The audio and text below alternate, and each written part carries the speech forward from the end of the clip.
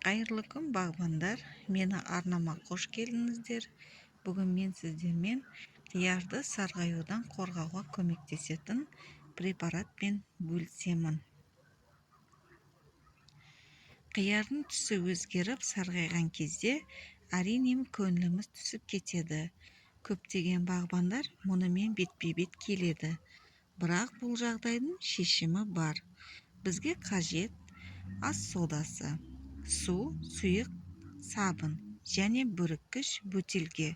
Бүріккіш бөтелке бұл пульверизатор.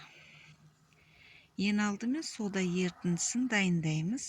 Бізге бір ас қасық сода алып, оны 1 литр жылы суға араластырып, сода толығымен ерігенше араластырамыз.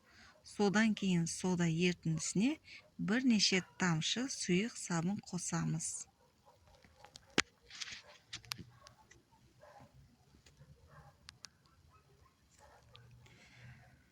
Сабын,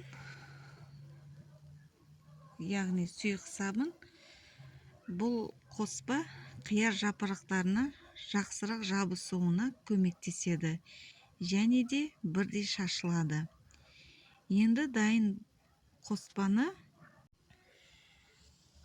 бүріккіш бөтелкеге құйып шашып шығамыз. Мұны әр 25-30 күн сайын қайталаймыз. Егер де сіз әлі жасамаған болсаңыз, осыны жасап көріңіздер. Осы бейнеге лайк басып, әрбір жаңа бейнені бірінші болып көру үшін арнаға жазылыңыз. Рахмет.